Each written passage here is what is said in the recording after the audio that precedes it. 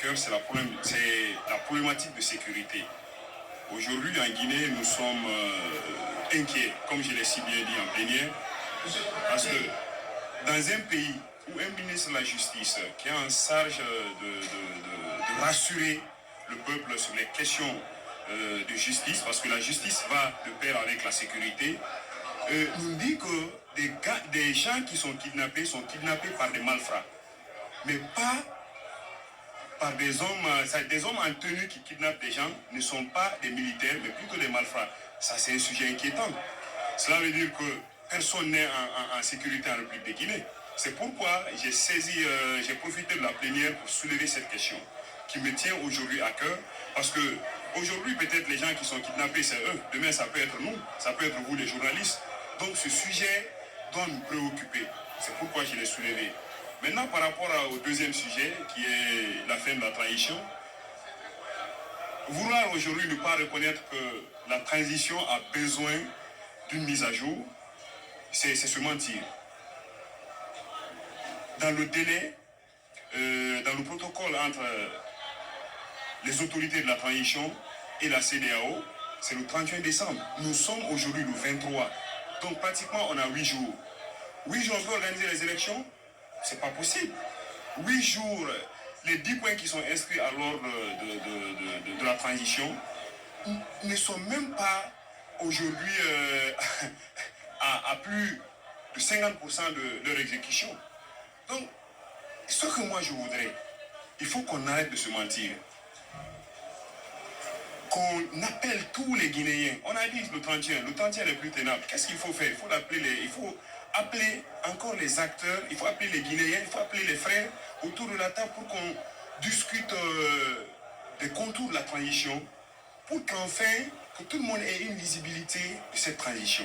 C'est ça, c'est ce que j'ai dit. Et vraiment, c'est une préoccupation pour moi. Et je pense bien que c'est une préoccupation pour le peuple de Guinée aujourd'hui. Aujourd'hui, ce qui est déplorable en Guinée, c'est quand les gens cherchent les mauvais exemples ailleurs pour justifier le mal en Guinée. Ça, c'est déplorable. C'est ce que j'ai dénoncé. Un ministre de la République, et surtout un ministre de la Justice, qui dit qu'un tel événement se passe partout. C'est que c'est une façon de banaliser l'événement. Et on a besoin d'être situé. Qu'est-ce qui a provoqué l'événement? Qu'est-ce qui a été fait? Donc, on a besoin d'être clarifié. Le peuple aujourd'hui a besoin de savoir réellement qu'est-ce qui s'est passé. Situer les responsabilités, c'est ça la vérité.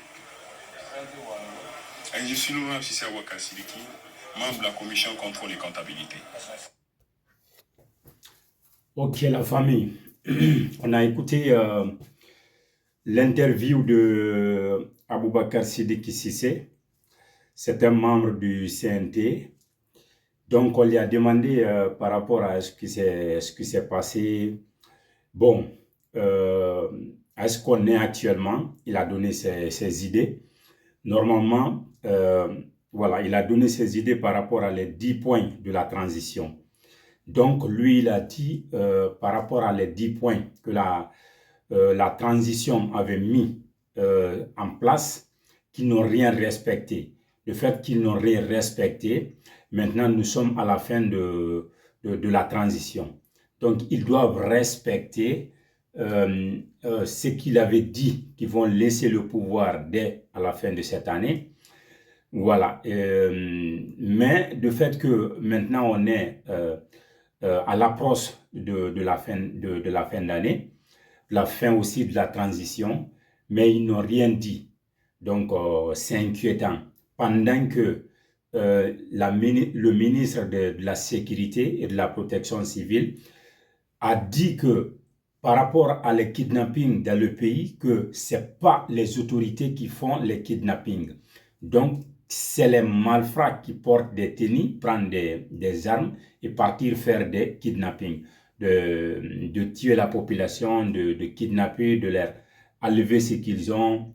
Donc, est-ce que maintenant, si c'est vrai ce que le ministre de la Sécurité a dit, pourquoi maintenant ils ne font pas les recherches pour mettre main à ceux qui font cela? ils ne recherchent même pas ces gens-là. Donc, c'est la population qui souffre. Donc, nous savons à combien de fois ils mentent. Donc, c'est des menteurs, c'est des Machiavel. Donc, nous devons en fait nous donner les mains pour que nous puissions chasser ce CNT, pour que nous puissions chasser en fait généralement le gouvernement de Mamadi Doumbouya. Parce que c'est un gouvernement de Machiavel, c'est un gouvernement criminel, c'est un gouvernement en fait qui n'ont pas de cœur en fait. Vous voyez, c'est un gouvernement, s'ils restent sur nous, ils vont finir tous les Guinéens. Il y a combien de personnes kidnappées aujourd'hui? Où est Fonike Mengue? Où est Mamadou Biloba? Où est Habib Marwan? Donc, nous ne savons pas où se trouvent ces gens-là. Pendant qu'avant, ils ont kidnappé certaines personnes telles que Célestin, avec qui ils étaient dans l'armée, et l'autre aussi, Sadiba. Donc, ils ont tué Sadiba, ils ont tué Célestin, ils ont tué beaucoup de gens avec qui ils travaillaient. Donc, nous savons maintenant combien de fois ils sont capables de détruire la Guinée, ils sont capables de détruire l'avenir des Guinéens pour rester au pouvoir. Donc, force à nous. Si nous devons prendre des armes pour nous lever, pour combattre, il faut qu'on le fasse. C'est ce que moi je vais vous dire. Donc, il est temps maintenant. Aujourd'hui, nous sommes le jeudi le 26 décembre 2024. Nous devons nous lever, prendre des armes pour nous défendre. Parce que nous attendons maintenant la fin de l'année, le 31 décembre 2024. Si Mamadi ne fait pas, voilà, excusez-moi, si Mamadi ne fait pas un discours devant le peuple de Guinée, à la RTZ, pour dire réellement j'avais tenu des engagements, que je vais organiser le pouvoir et laisser le pouvoir dès à la fin de cette année, mais le fait que je n'ai pas pu, donc je rends le pouvoir, voilà. En tout cas, il rend le pouvoir à quelqu'un qui va faire la transition, organiser les élections et donner le pouvoir, voilà, à celui qui a gagné dans les urnes. S'il ne fait pas ça, cela veut dire qu'il veut organiser une guerre en République de Guinée, une guerre contre la population, les autorités contre la population. Et nous, la population, nous sommes prêts à combattre contre vous, nous sommes prêts à combattre jusqu'à notre dernier souffle pour vous chasser au pouvoir. Parce que vous avez fini en fait de tuer nos frères, vous avez fini de tuer nos sœurs, en fait, vous élevez des sacrifices humains en République de Guinée. Donc, on en a marre et on en a marre. Vive le peuple de Guinée, vive UFDZ, vive FNDC, vive la République de Guinée. Je vous remercie.